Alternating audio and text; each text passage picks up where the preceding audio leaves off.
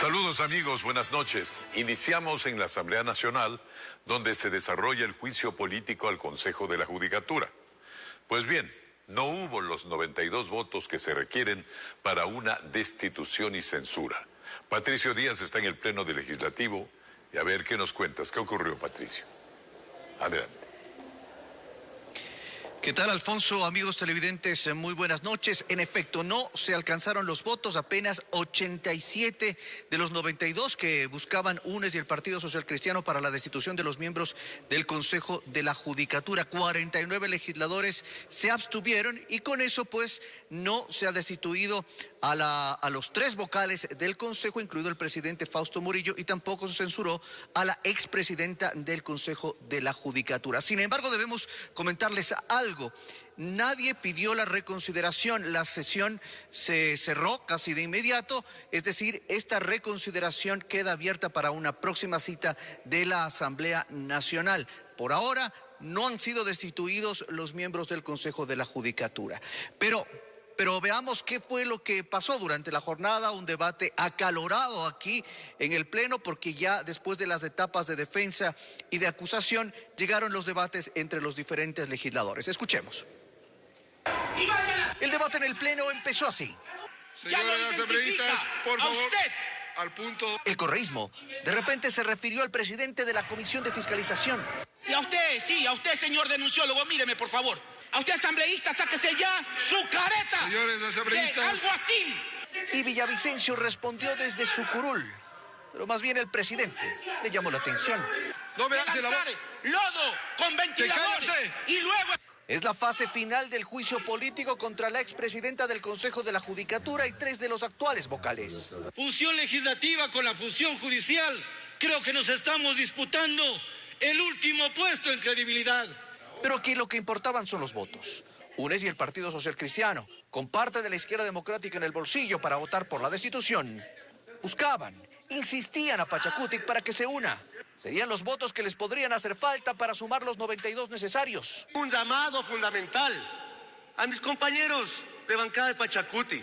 Cuidado, hayan caído en el tema del reparto. Y cuidado, le den la espalda a su gente. Cuando nos necesitan, nos quieren dividir.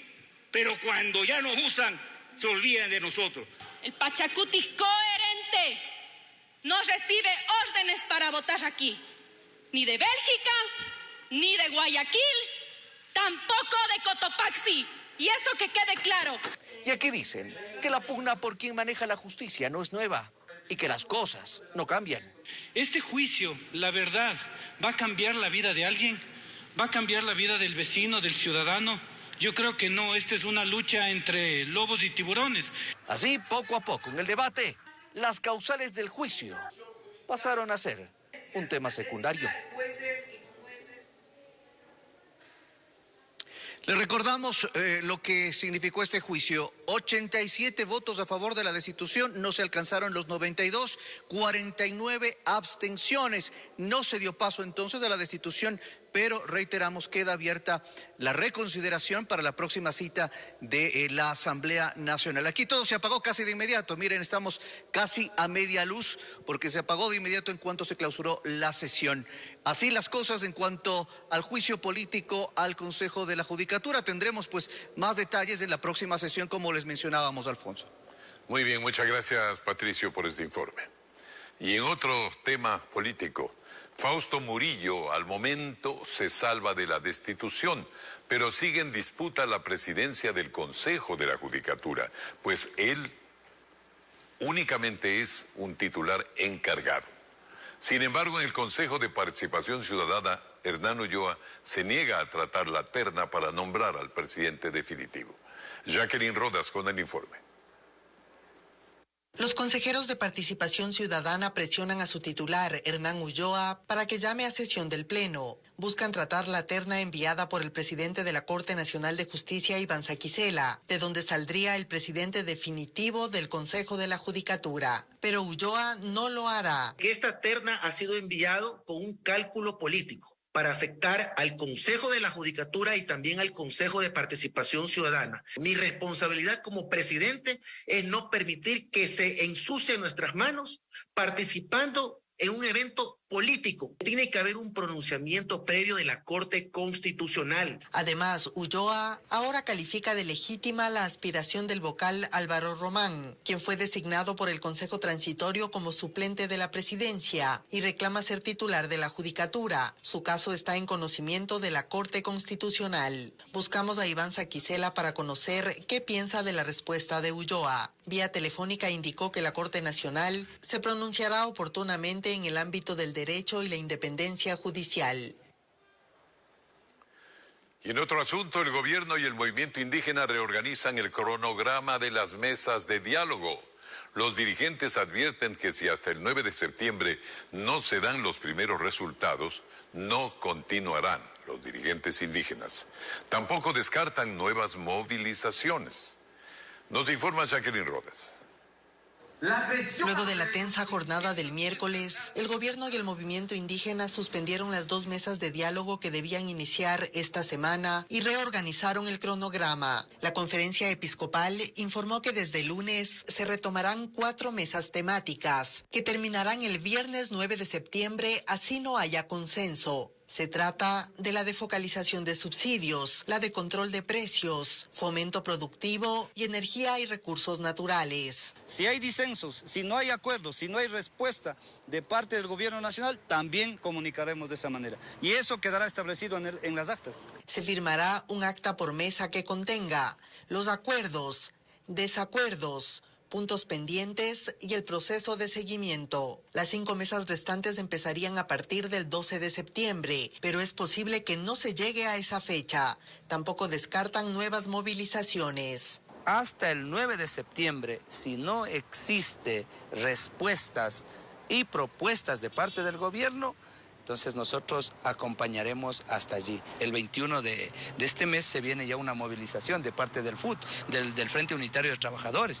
E incluso también por ahí se escucha de que compañeros de la FENOCIN también ya están organizando para hacer una movilización. Si avanzan al segundo tramo, el 12 de octubre se firmará el acta final de las mesas de derechos colectivos, seguridad y justicia, acceso a la salud, derechos laborales y educación superior. El gobierno exhortó a los dirigentes a no retirarse a medio camino. Aquí firmamos un acta de paz y hay que cumplirla, y el gobierno nacional está dispuesto a seguir en este ejercicio de diálogo, de conversaciones. Diálogo es una cosa, otro tema es imposiciones y peor aún, amenazas. La conferencia episcopal llama a superar las diferencias por el bien del país.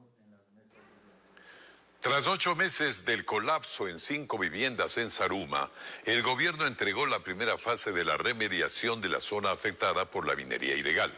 El presidente Guillermo Lasso indicó que hasta diciembre de este año se tiene previsto concluir con las otras 3 fases de remediación. Fabricio Lapo realizó la cobertura. Hasta la zona donde se produjo el hundimiento el pasado 15 de diciembre de 2021 en Zaruma, llegó el presidente Guillermo Lasso para realizar la entrega de la remediación del área afectada por la minería ilegal, que había sido ejecutada debajo de la ciudad. El primer mandatario indicó que la inversión de esta primera fase fue de $650,000. No podemos permitir la minería ilegal, que en este caso pone en riesgo el patrimonio del Ecuador, el patrimonio de ustedes, sus casas, su vivienda, y lo más importante, pone en riesgo la vida de los zarumeños. También el gobierno informó que varios ingenieros construirán 15 tapones y rellenarán las cavernas que la minería ha construido en el subsuelo. Además, que los trabajos de remediación en la zona tendrán una inversión de $5.4 millones. Según datos del Ministerio de Minas, los trabajos de remediación por el socavón aquí en Zaruma están divididos en 4 etapas y culminarán en diciembre del 2022. A pesar de los operativos, la minería ilegal no para debajo del casco urbano de la ciudad. Los habitantes escuchan detonaciones a diario. Es más, la Fiscalía la noche del miércoles realizó el levantamiento del cuerpo de un venezolano que fue encontrado dentro de la mina El Chorrillo, ubicada en la zona de exclusión minera. Hay todavía lugares donde entra gente de otro lado.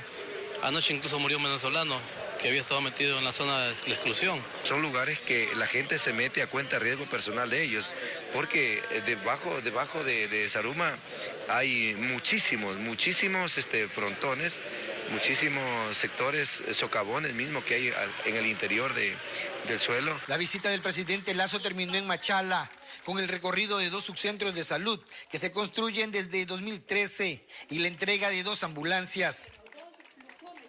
Un homenaje póstumo se realizó para despedir al subteniente de policía que anoche fue asesinado a tiros en el cantón Quinindé, provincia de Esmeraldas. El crimen ocurrió cuando un grupo de uniformados realizaban un operativo de control en un centro de tolerancia donde fueron recibidos a bala. Diego Cuenca nos informa que ya hay 4 detenidos.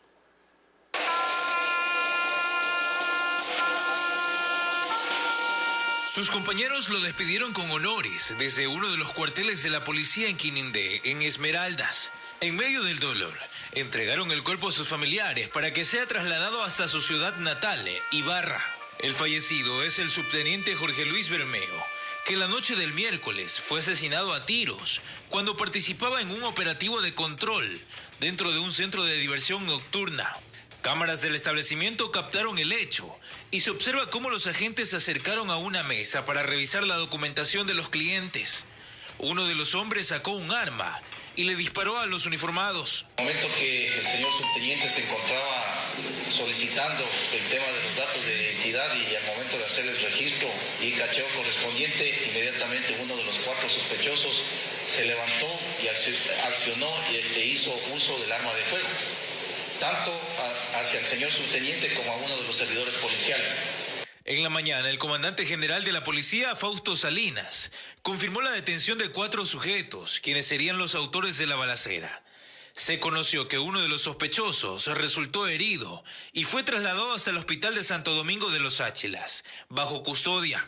Durante la captura, los agentes también decomisaron 4 armas de fuego y una motocicleta. Además, 3 de los detenidos registran antecedentes penales. Específicamente, la persona que atentó contra la vida de nuestro servidor policial es una persona que ya tiene un historial delictivo y específicamente está vinculado y relacionado con 2 asesinatos suscitados en la subzona Manabí, específicamente en el distrito del Carmen, y también está vinculado con una tentativa de asesinato hacia un servidor policial.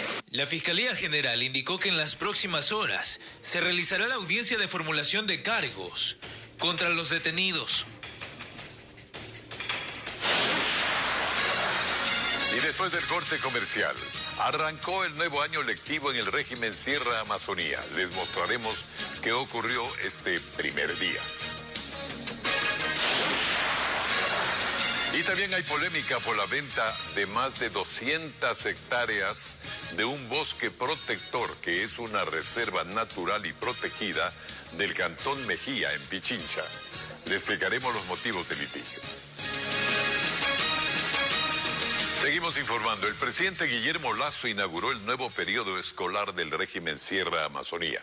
Luego de 2 años de pandemia, más de 1.700.000 estudiantes y 96.000 profesores vuelven a las aulas. Hoy ingresó un primer grupo y mañana se reincorporará el segundo.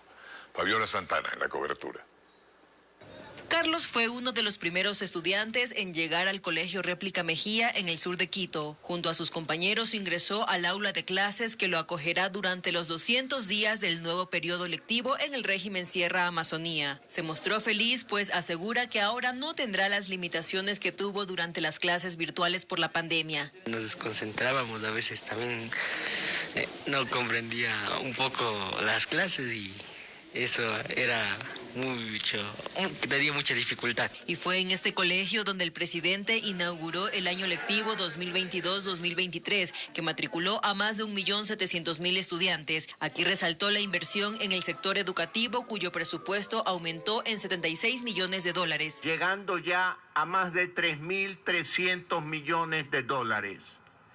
Esto significa 200 millones por mes. Destacó además la próxima apertura de unidades educativas en la ruralidad y nuevos concursos para el nombramiento de docentes. Y cumpliendo mi palabra de garantizar la educación a los niños del sector rural, este año reabriremos 100 escuelas más en 50 cantones rurales. Por su parte, la ministra de Educación destacó que los estudiantes que desertaron durante la pandemia volvieron a las aulas. 120,000 estudiantes que, pese a estar matriculados, muchos de ellos no estaban aprendiendo o no tenían contacto con los docentes. Este jueves ingresaron los alumnos de bachillerato, primero de básica e inicial, y el viernes lo harán los demás estudiantes.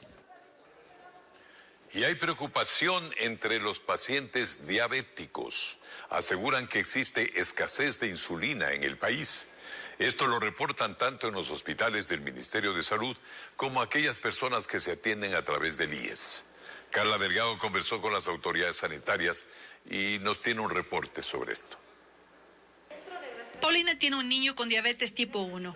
Asegura que desde hace varias semanas la insulina empezó a escasear. Al menor lo tratan en uno de los hospitales del Ministerio de Salud Pública, en donde no ha tenido una respuesta clara del porqué de este desabastecimiento. Estamos desesperados, estamos angustiados, porque la respuesta es: no llegó, no han hecho la compra, no tenemos, adquiera afuera. Sostiene que incluso ha buscado en la parte privada, pero nada. En mi caso, uno de mis familiares tuvo que viajar a darnos comprando en Colombia para poder traer del Rodrigo. Olivia se encuentra con la misma dificultad. Su hija es paciente del Hospital Carlos Andrade Marín del IES. Allí dice que los problemas para conseguir este fármaco es mayor. Pues se siente una impotencia al ver que estamos solos en esta lucha. En el Ecuador al menos unas 1.300 personas tienen diabetes tipo 1, una de las más complejas. La insulina es vital para enfrentar la enfermedad. Desde el Ministerio de Salud emitieron un comunicado en el que aseguran que cuentan con 130.343 unidades en las 9 coordinaciones zonales de salud del país. Es decir, abastecimiento suficiente para entre 2 y 6 meses. La parte de la comercialización, que es la parte que nosotros verificamos como agencia de regulación, se encuentra confirmado el stock. La llegada del producto a los pacientes, que es la distribución ya a nivel hospitalaria, es una competencia del Ministerio de Salud y el hospital. En tal caso, ellos son los que nos confirmaron que tienen la insulina, pero nosotros no podemos indicar por qué no llega a ellos. Sin embargo, desde la Fundación de Diabetes Crónica del Ecuador, cuestionan estas afirmaciones. El ministerio tiene que regular y ver o hacer esta rectoría de saber qué es lo que está pasando con todo esto. Porque hay momentos en que hay un desabastecimiento del medicamento cuando en pacientes, por ejemplo, con diabetes tipo 1, la insulina es de vida. Y aunque tanto en el Ministerio de Salud como en el IES dicen estar abastecidos, la pregunta sigue siendo ¿por qué no llega la insulina a los pacientes? En el Ecuador al menos 1 millón de personas padecen de diabetes. La venta de 209 hectáreas del Bosque Protector Santa Catalina en el Cantón Mejía, en el sur de Pichincha, genera polémica. La Secretaría Técnica de Gestión Inmobiliaria del Sector Público vendió en subasta a una asociación indígena que ahora pretende tomar posesión del terreno en medio del rechazo de pobladores de la zona. Paul Romero con este tema. Este es el Bosque Santa Catalina, considerado el último remanente natural entre los cantones de Quito y Mejía, reserva protegida que está en disputa y en el centro de la polémica. Son 209 hectáreas que la Secretaría Técnica de Gestión Inmobiliaria del Sector Público Inmobiliar vendió en 2020 en subasta a la Asociación de Desarrollo Integral Plurinacional, Ayllupura, en $1.600.000. El representante legal es el dirigente indígena Gilberto Talagua, ex coordinador de Pachacutic, a quien este jueves le encontramos en estos predios. Inmobiliar nos da acta de posesión y ocupación del inmueble subastado. Aquí está, las responsabilidades de nosotros como compradores y las responsabilidades de gestión de inmobiliar. Ahí está. El alcalde del Cantón Mejía, Roberto Hidalgo, presentó una acción de protección para evitar la urbanización de esta zona, declarada área protegida por ordenanza municipal desde el 2011. Queremos es prevenir que el Bosque Santa Catalina se mantenga tal y cual como está, que no se fraccione absolutamente nada.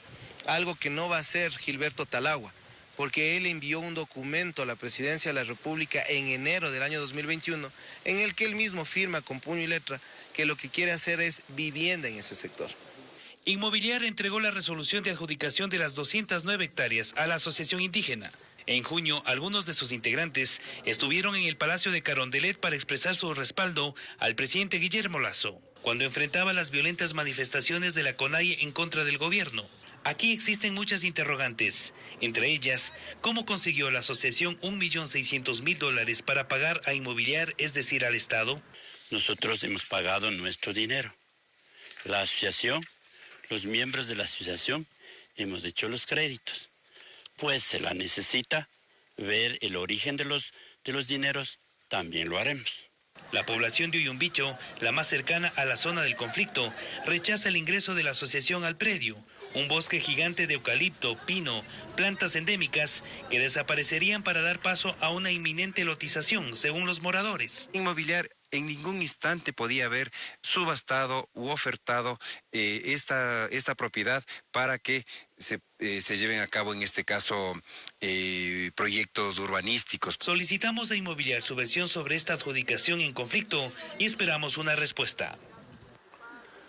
El mercado internacional de capitales para adquirir financiamiento podría estar cerrado para Ecuador. Así lo consideran dos analistas económicos, quienes advierten de una alta tasa de interés para nuestro país en caso de que el gobierno quiera emitir bonos soberanos a cambio de recursos económicos. Juan Carlos Aizpurúa tiene el informe. El riesgo país de Ecuador se mantiene alto todavía. El viernes pasado cerró en 1.475 puntos, pero este miércoles 31 de agosto se ubicó en 1.600 puntos.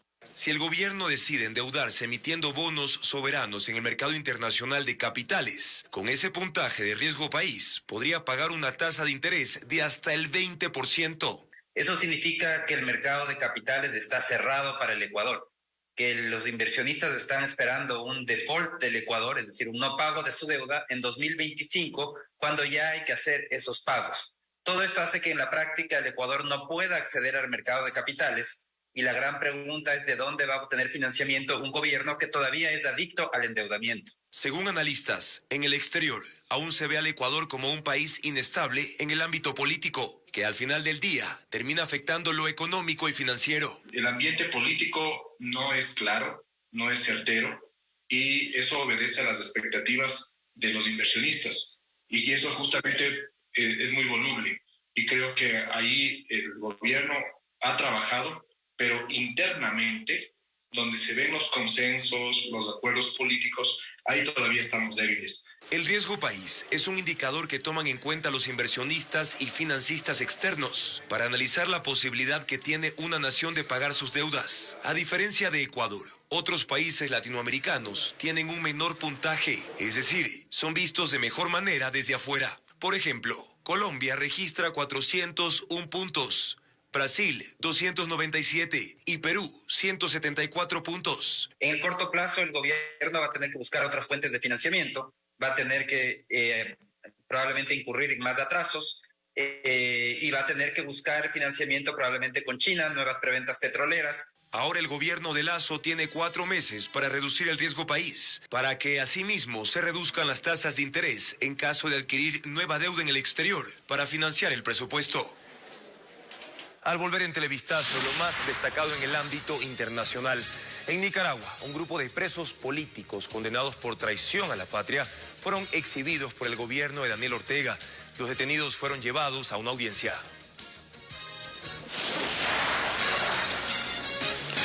Y en un mega operativo en el Guasmo, en el sur de Guayaquil, las autoridades detectan muelles clandestinos que estarían al servicio del tráfico de drogas.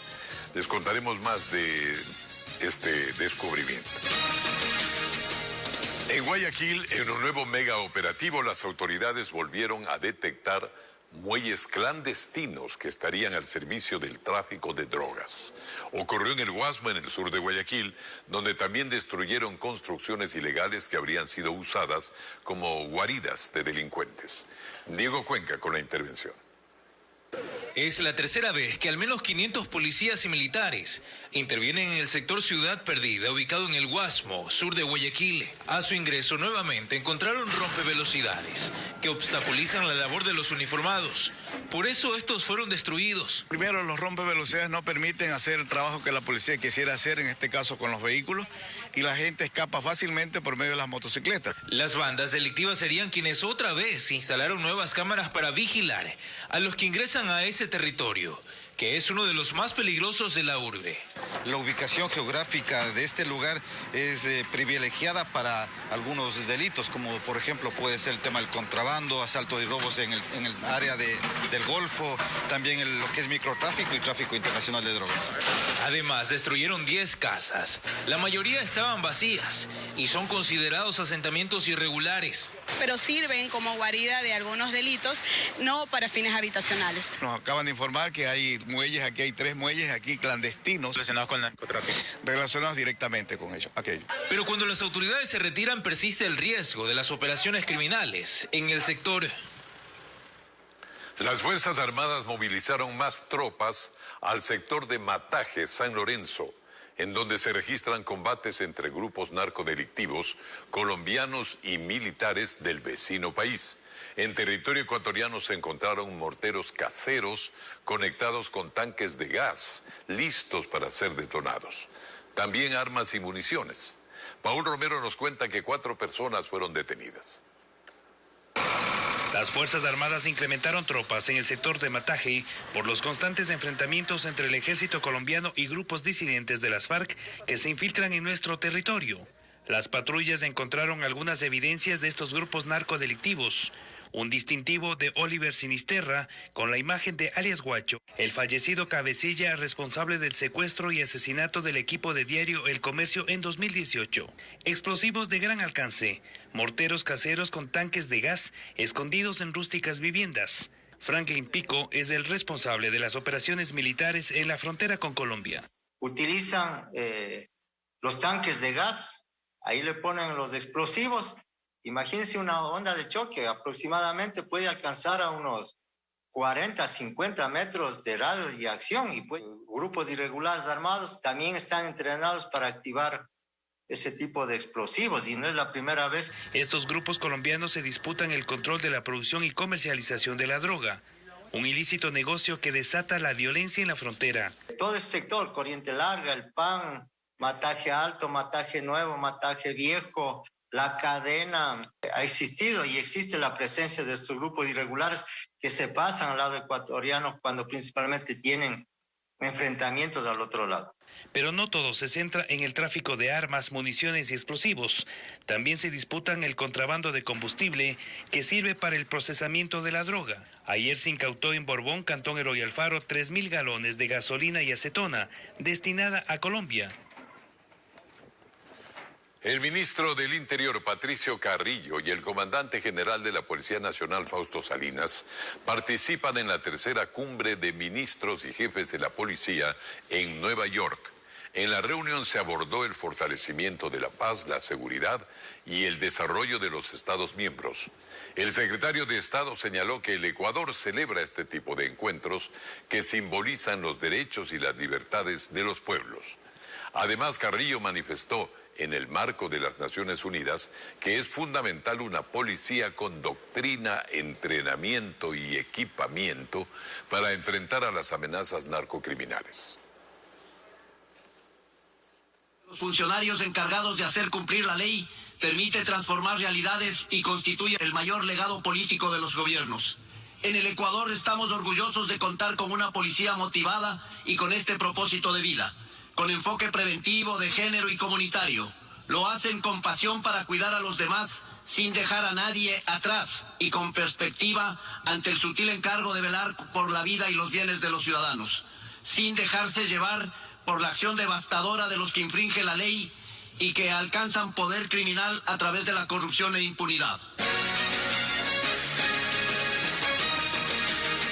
Seguimos informando. Macabro hallazgo en un recinto de La Troncal, en Cañar.